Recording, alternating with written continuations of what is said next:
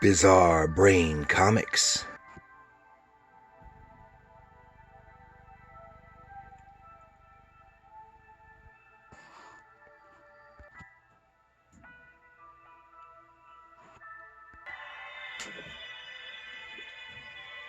Hello and welcome to Bizarre Brain Comics. I am Gary, your host. If you've been with me for a while, you know that I sometimes do some reviews on of books about drawing comics or cartooning and the like. And so I want to talk about these. Now this one here, Let's Draw Comics, I think I've talked about once before, but I have it here along with this one, Create Comics, for a reason, for a comparison.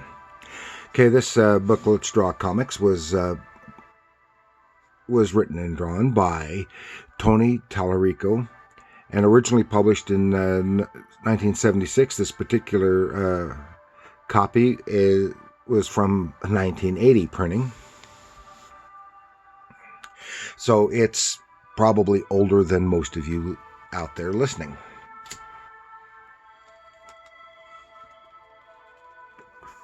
See, and Tony Tallarico was a longtime cartoonist. He just passed away this past January in 2022. So he had a good long life and career. And he had done a lot of comics. He started doing comics in the 50s. And did a lot of stuff for Dell. In fact, he is credited with being one of the creators of the first American comic featuring the title with a title featuring an African American, Black American lead character, which was a Western called Lobo in '65. And he worked on that, did some Dell work, did some work for Classics Illustrated and a bunch of other things, as well as some comic strips. And through the 70s and 80s, he primarily did a variety of children's books for various publishers, including this particular book here, and a lot of books on similar to Where's Waldo, which is books about finding a character in a mishmash of drawings, and stuff like that.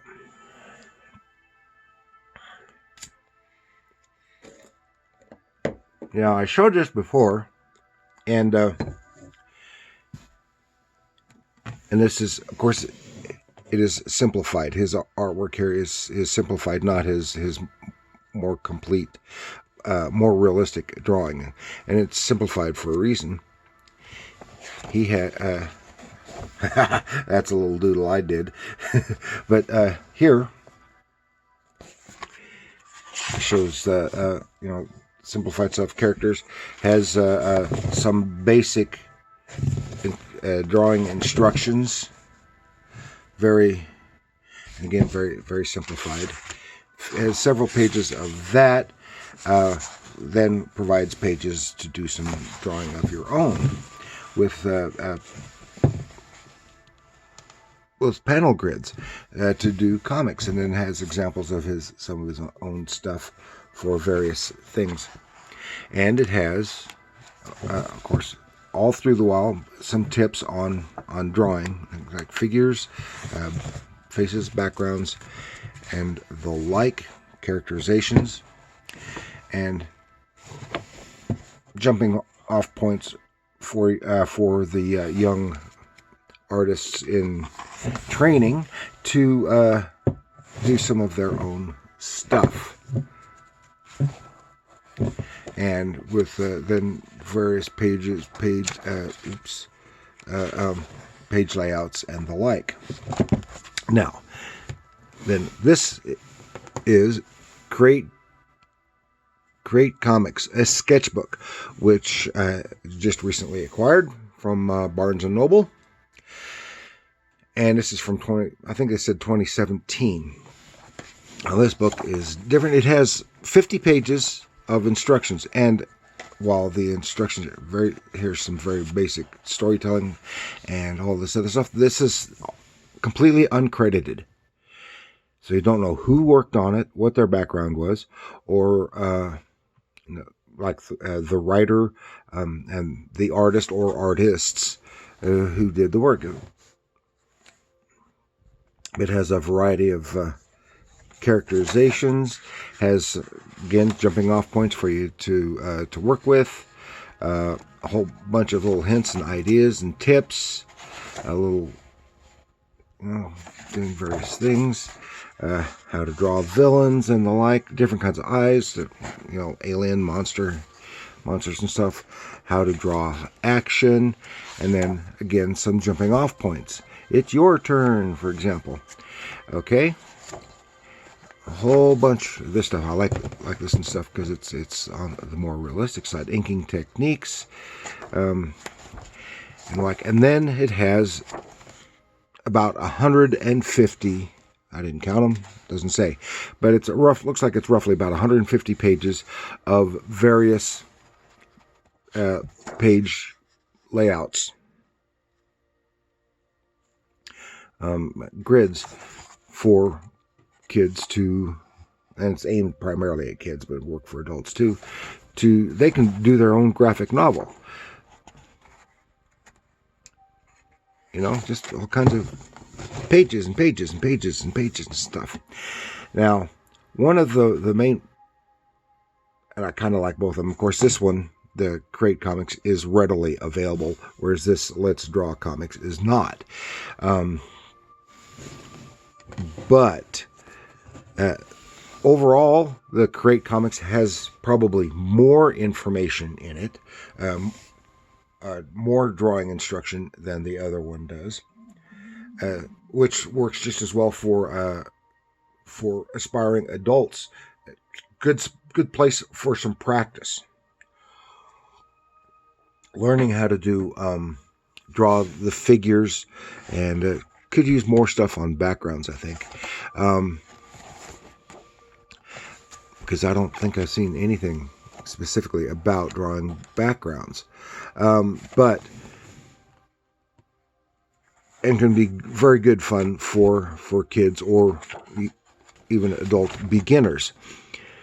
The main problem I've got is with this one, of course, the fact that it's uncredited. I don't like, or I'm not thrilled with the design of the book and the instruction pages. It looks, because first of all, it looks as if it's all done on computer, which can be okay, but in my estimation, it looks like a computer screen. Each page looks like a computer screen. It looks like it's web design, web page design, rather than book design. And I've seen that a lot lately in some magazines and books, that when you open it up and flip through it, it looks like you're looking at a web page, which I don't like. I don't like that kind of design for a book. And I'm not thrilled with the texture of the paper, because it's the same paper that is being used here under the instruction. Now this one is too, except it's a different kind of paper. And it's a lower quality paper, to be sure. But it's one that as an artist, a little too smooth. It has kind of a waxy feel, not unlike the cover of the book. It's kind of a waxy feel, and it doesn't take the pencil nearly as well. Whereas this paper might actually be too rough No, no, it's not. I like it better.